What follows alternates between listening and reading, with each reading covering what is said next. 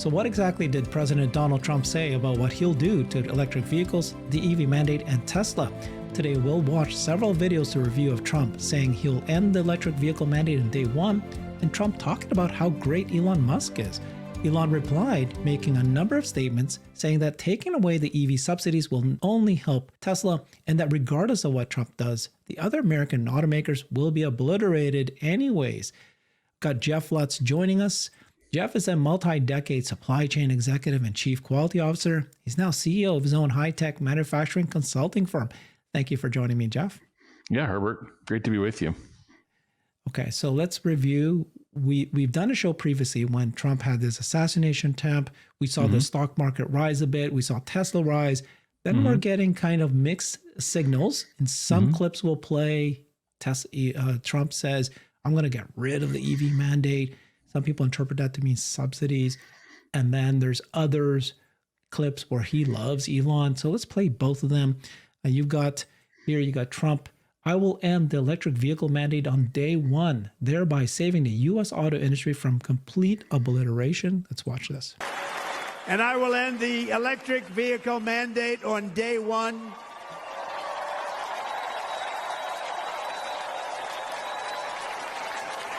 Thereby saving the U.S. auto industry from complete obliteration, which is happening right now, and saving U.S. customers thousands and thousands of dollars per car. And right now, as we speak, large factories just started, are being built across the border in Mexico. So with all the other things happening on our border, and they're being built by China to make cars and to sell them into our country. No tax, no anything. The United Auto Workers ought to be ashamed for allowing this to happen. And the leader of the United Auto Workers should be fired immediately. And every single auto worker, union and non-union, should be voting for Donald Trump, because we're going to bring back car manufacturing and we're going to bring it back fast. What are your thoughts, Jeff? There's a lot. The U.S. auto manufacturing is approximately 90% or so ICE vehicles, 85-90% ICE vehicles, and the rest are hybrids and EVs, pure EVs. And that both the total number of automobiles and the total number of gas-powered ICE vehicles both peaked in somewhere in 2018. Maybe 2019, and they've been on a rapid decline ever since. And if you just put it in terms of numbers, the U.S.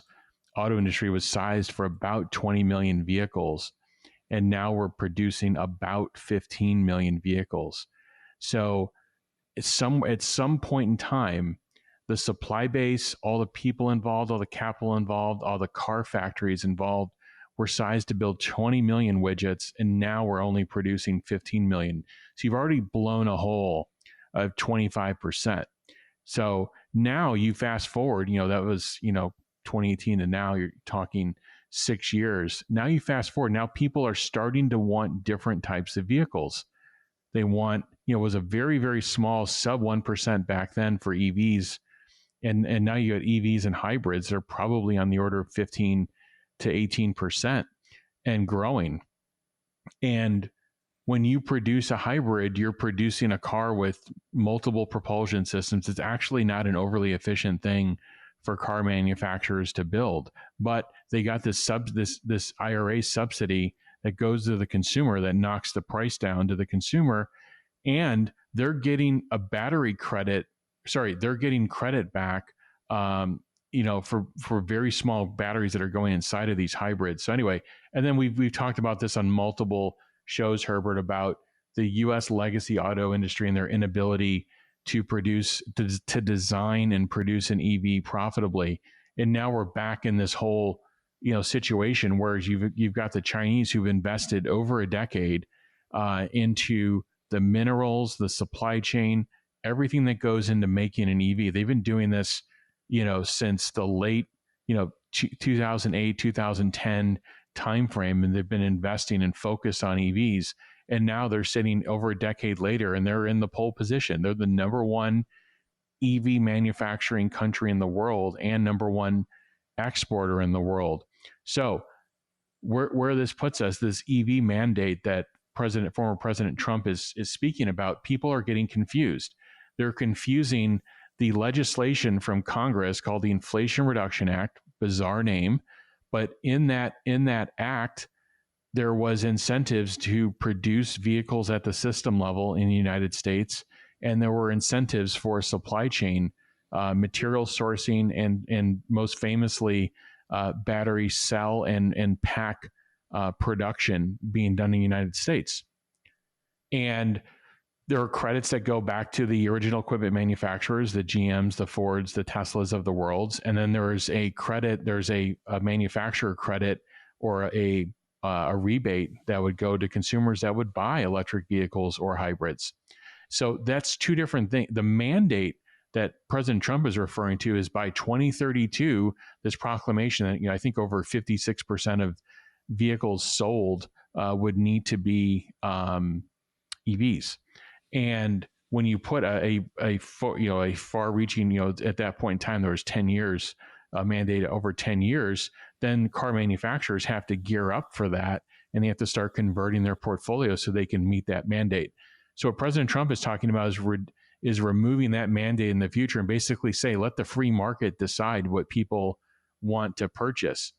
So, we can debate this. I think there's pros and cons to having the mandate. But in terms of the inflation, you talked about ending the mandate is a White House thing that he can end day one if he's elected president. What he can't end day one as president is the Inflation Reduction Act, which is a law, that was passed by Congress that the president signed. And you can issue executive orders, but you can't issue executive orders that are completely antithetical to an actual passed law. So he would need a new law from Congress regarding the Inflation Reduction Act. And this is where Elon comes in and says, look, he goes, and he said, Elon is on the record before the Inflation Reduction Act passed saying, look, the industry doesn't need these subsidies. Tesla does not need these subsidies. And basically, and as the years have passed, and everybody's realized that these companies can't design and manufacture with the rebate or without any of these rebates, they can't produce it. They're losing $30,000 to $40,000 per vehicle. So they haven't created a cost structure that's even close that any subsidies would help with. So this is the government, therefore, throwing very bad money after more bad. And what Elon is saying is just, we have a spending problem. We have a deficit problem. If you design an EV properly and you focused on the supply chain, you can build EVs and produce them properly. China has proven this for some manufacturers, and Tesla, of course, has proven this. And the final error in what you see all the Tesla Q people, everybody's like, oh, look what this is going to do. This is going to be terrible for Tesla. The one takeaway you have to have is they are looking at rear view mirror Tesla balance sheet data of this is how much Tesla has collected in subsidies over this period of time. But what Tesla has done over this period of time is they are transitioning their business from, first off, it's a much more profitable hardware business. One. Two is they are also transitioning their business to be more software as a services as they get into full autonomy. So the future Tesla, minus subsidies, much higher capacity, much better utilization, many more profitable vehicles versus the rear view, the last 10 years of Tesla. Yeah, the last 10 years, it would have been problematic for Tesla to not have these subsidies, although they would have survived. But the forward-looking view of Tesla is much brighter. These other OEMs have not figured it out yet. Okay. So thank you for explaining that, right? The EV mandate's different from the IRA subsidies, $7,500 EV credit. You said there's pros and cons in both. And of course there are. I still think that EV mandate was important. I don't think it's important now. And the subsidies are still important, even though Tesla doesn't need it. The reason is because you're competing with China. And China has significant incentives for EVs, significant disincentives for gas cars. They're now the leaders. Okay, so fine. You can hobble Tesla, you can hobble the automakers in the US, but you're competing with China. So political or not, I just look at that, but okay. Yeah, I think there's a hole, quite frankly, Herbert, in the Republican platform of not addressing the fact that this technology is the future, and then we need an economical approach that is some government but mostly private. Remember, some government, and I think President Trump makes this point in another speech of like, if you left some of this stuff to government, they would never figure it out. Just like government just shoveling billions of dollars to GM and Ford and Stellantis, and there's nothing coming out the other side. So, but I do think the US needs a strategy of like, how are we going to incentivize supply chain? How are we going to, so we don't lose another major category of production and R&D. Remember, we gave away our chipset, we gave away our silicon industry basically over the last 2 decades. We gave away small consumer electronics manufacturing, and we gave smartphones to everybody. We gave TVs and let everybody else produce this stuff. And why would we let this be the next thing? We shouldn't. Mm-hmm. Everybody's going to be. So I think the U.S. does need a strategy. I do think there's a hole in both party platforms of like, how do you properly approach this? Right now, the IRA is throwing money to companies that, even with the incentive, they lose tens of thousands of dollars per vehicle and therefore are not incentivized to build more of them. And on the other side, Trump did say that we're going to tax the hell out of tariffs on Chinese to protect the Correct. U.S. anyways. So there's all of that comes together. The other argument is the hybrids are part of the IRA. So they just put a slap on a small battery. They claim they've got it. So, okay. Lots to go on here. Let's continue to just share about more information. So you've got, this guy, Craig Mouser, pointed out that the EV mandate is not referring to the tax credit. It seems a lot of X has misunderstood that. It's very possible that that goes away too, but that's not what Trump was referring to.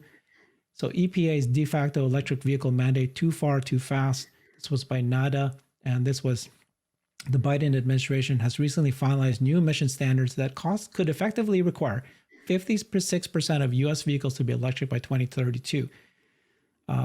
So that's the EV mandate that they're referring to. And then Elon replied to that video of Trump. He said, obliteration is coming anyways, right? Yeah. He did say a surprising number of people think that Tesla survives on subsidies. That is true of our competitors, but not of Tesla. You talked about that. Then this guy says, Elon is supporting people who want to take away Tesla subsidies and give them to gas cars instead. Actually, I think he's referring to Trump. No, Elon is supporting people who want to take away, because Elon's supporting Trump, take away Tesla subsidies and give them to gas cars instead. Omar said, Tesla does not need subsidies. The other unprofitable EV makers do. We're giving $7,500 to people who buy gas cars with a small battery. That's hybrids. We're capping the price of EVs, hurting the profitability of the industry. If the EV tax credit dies, I won't shed a tear for it. Elon said to him, take away the subsidies. It will only help Tesla. But then he says, remove subsidies from all industries. People don't realize that the oil and gas, the gas car companies, they get, I don't know what the number is, Jeff. I've heard 5 to 10 times more subsidies than what you were talking about on the EV side. Yeah, tremendous. And Elon he's been very consistent on this of we don't need the subsidies for EVs, but then don't subsidize the other industries as well. I think a country has to protect themselves in terms of energy production and to make sure that they can basically be self-sufficient in case of any kind of global conflict. You don't want some other country holding oil production over your head, and you don't want them also affecting your pricing, because oil is used in everything, to build everything, to transport product and material everywhere. And so it's a big deal to have your own energy production. So I think that what I've seen from the Republican platform is they're really focused on just making sure that your energy is secure, but they're not really talking about like what they could be doing with green energy, because it's become so polarizing politically of like, hey, because the other party is trying to basically say like, you don't necessarily need to be 100% energy secure, and you can get it from all these different sources. So I think both of them have kind of holes, in both, but a lot of it is not what you actually see and you read online. I would tell people to like just take a step back and really try to analyze things. But Tesla is in a position where they don't need the subsidies. They put themselves in a position, and their future sources of revenue will put them in even a greater position to not need these subsidies. And when Elon says obliteration is coming anyway, this goes back to what I was saying earlier. ICE vehicle and total vehicle production globally peaked in 2018. Those companies spent money to install that capacity. Those suppliers spent money to install that capacity. And does not look like it's coming back, because cars are lasting longer and people are using or finding different forms of transportation to get with ride sharing to get from point A to point B. So when he says obliteration is coming anyway, if you're not making pure EVs and you don't know how to design them profitably, and if you don't have a path for more of your revenue and more of your margin to come from software, with the declining volume and the declining utilization that comes with that volume, your fixed costs are going to fold in over your head. Think of like a ceiling or roof that's got, tons of snow on top of it, and then you get another. Eventually, it's just going to, cave in on top of itself and implode. And right now, all the auto manufacturers, they haven't kind of grasped on how to make an EV profitably, and they're hanging on to ICE. They're hanging on to a platform that is declining in capacity, declining in demand. It is flat to negative year on year in the United States. Just look at the data.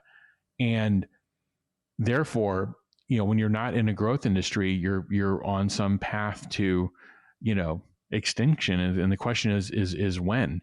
And so the final thing I want to say about the tariffs, it's really important what both administrations, it started with the Trump administration, the Biden administration has stepped up here recently and then reimposed larger tariffs on China. They have to plug the hole in Mexico. We cannot, right now, 1 in 3 GM or Ford vehicles you see on the road today in the US are not made in the US, they're made in Mexico. And so we have to plug this hole. It's a problem. Okay. And then with EVs, it would even become worse of a problem. So we have to plug this hole with Mexico and figure out, basically we have to promote US manufacturing. The US is behind, and this is where you have to employ this protectionism. It's not always good for consumers, but on the whole, when you have a 3 million person auto industry, you've got to figure out a way to properly transition it, or it will be obliterated. So a lot of stuff, a lot of moving parts here. The person to blame is for the automakers to be obliterated is GM's Mary Barra. She's playing it and she's going to be gone. She won't be there for the next 5 years, and she doesn't give a shit. She's going to keep investing on gas cars. By the point that they get done 5 years from now, she's long gone, got her money. She's happy. At least Ford, you can see that their family wants this company to survive. They realize EVs, they're struggling, but at least they recognize it. Okay. Next story here, similar stories. There's no sugarcoating it at this point. Elon Musk has supported and endorsed Trump. And then Trump himself is now saying really incredible things about Elon. So Trump says, I love Elon Musk. 3 years ago, I'm watching TV and I see this rocket come down, landing, no wings, no nothing. It's landing on a barge in the middle of the ocean. I've never seen anything like that. If that were government, you wouldn't see that for another 50 to 100 years. Let's watch this 2.5-minute video. And Elon, I love Elon Musk. Do we love him? I love him. And I'm constantly talking about electric cars, but I don't mean I'm against, I'm totally for them, but whatever the market says, and if it's 10% of the market, 12%, 7%, 20%, whatever it is, it's okay. But you can't have 100% electric cars. And so Elon endorsed me recently, the other day, actually. He's great. Elon Musk. He's a brilliant guy. Every time I call him, he's talking about, I got a new idea for a rocket. You have to hear this? No, it's true. The first time I ever saw this, I'm watching television like 3 years ago, and I see a rocket motor engine, come down landing, straight up in, no wings, no nothing, and it's landing. I thought I was seeing things. What is that? And it's landing on a barge in the middle of the ocean. And then another one comes down, and another one, I guess 4 of them came down, 3 or 4. and they land upright. I said, what the hell was that? I've never seen that before. Now, if that were government, you wouldn't see that for another 50 to 100 years. But it was Elon.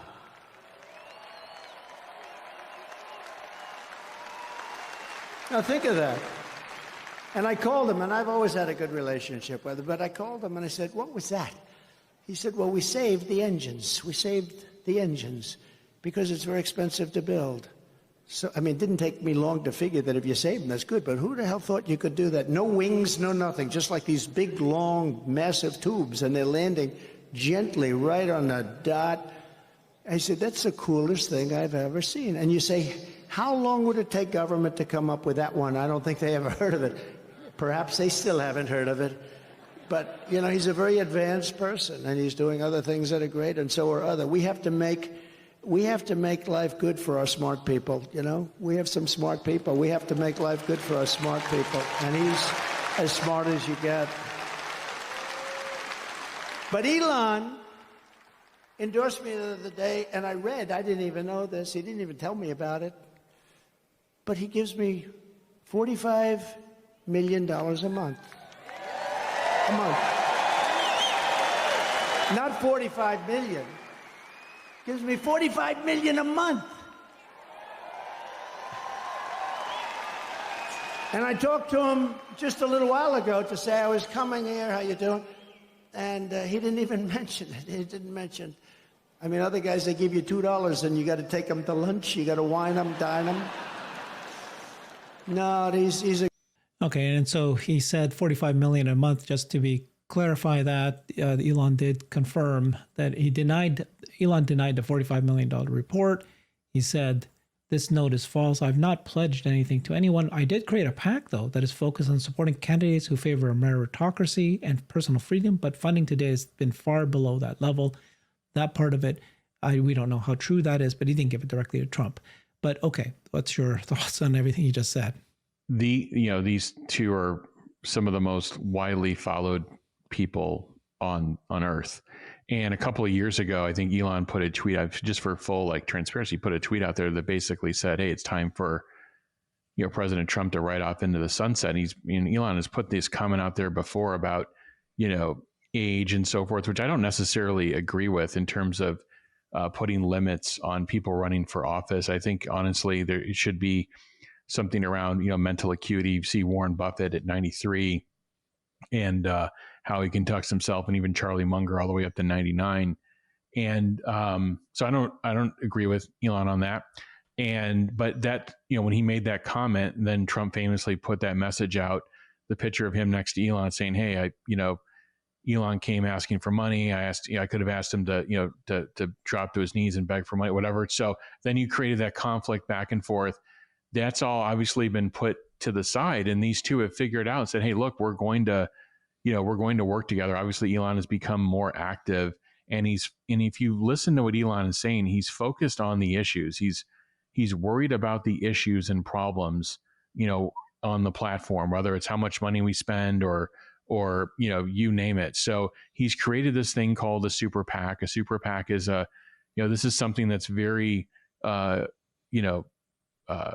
don't know what the term is, but it's widely debated if these things should exist, because there are these separate political activist organizations that can take money in, a lot more money in, and use it we can run ads, you can build together organizations, you can do a number of different things. So what Elon has created a super PAC for these certain platforms that are important to him, this personal freedom, this meritocracy, and so forth. And those things align actually a lot with President Trump's platform. So a lot of the money may go to candidates that are kind of, President Trump, and then candidates in, Congress and Senate that are kind of in that mold, to advance those concepts further down. So it was right to kind of fact check that.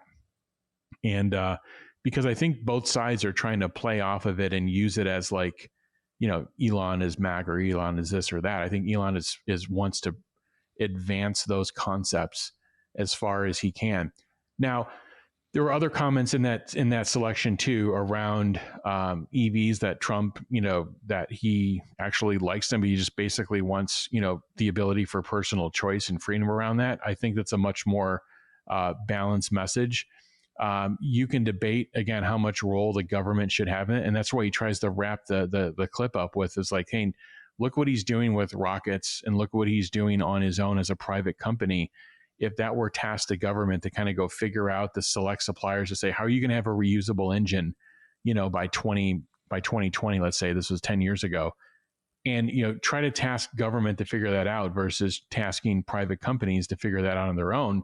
Government could invariably make the wrong bets, and then you run into this negative ROI thing again of government investing money and getting nothing back from it. That's currently what's happening with all the EV grants and EV loans that are coming from the government, billions of dollars going to Ford, GM, and Stellantis, and there's been no appreciable increase no significant increase in volume output, or really changing the landscape of EVs. So he's trying to end that clip with basically saying like, there's a private government partnership thing going here, but you have to really depend on private companies for what they're good at, versus trying to pick winners from the government. And then finally, I think the highest order bit for people that follow Tesla, that follow Elon companies, that follow Elon, is what President Trump is saying is like, in my administration, like, we're going to take care of people like Elon.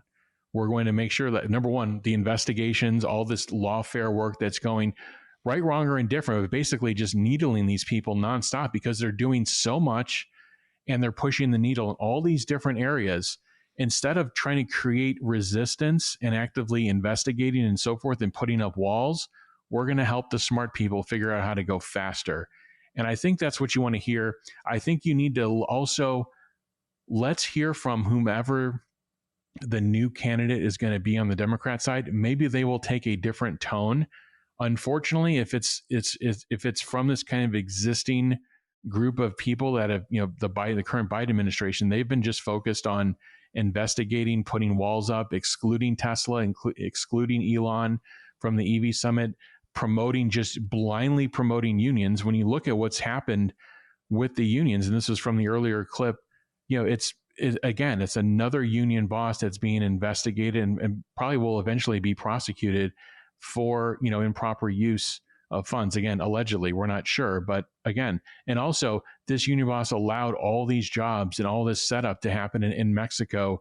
And basically that is that's taking a huge amount of jobs out of the United States. So again, depending on unions is probably not the right way to go. And I think the Republican platform is like, look, we'll support people in unions, but we also want to support people that are in factories that are not in unions. So a lot to unpack there.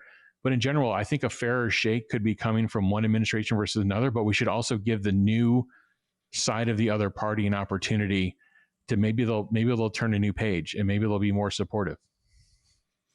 Yeah, as Tesla investors, it's important for us to watch both sides. Any information is coming, and we're seeing this. It was a strategic blunder by the Democrats, Biden, to attack Elon.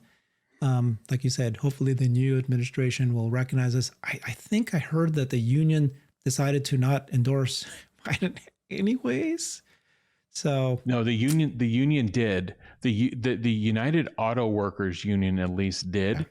But it looks like 40% or more of the constituents of the union are not voting the way that they endorsed. Yeah. Okay. So gotcha. Thank you for clarifying that. Appreciate this coverage. Thank you, Jeff. Follow him on X at the Jeff Lutz. Thanks, everybody. Yeah. Bye-bye. Thank you, Herbert. I've created a website that is the most comprehensive resource for the Tesla investor. Please check it out. Simply go to my website at herbertong.com.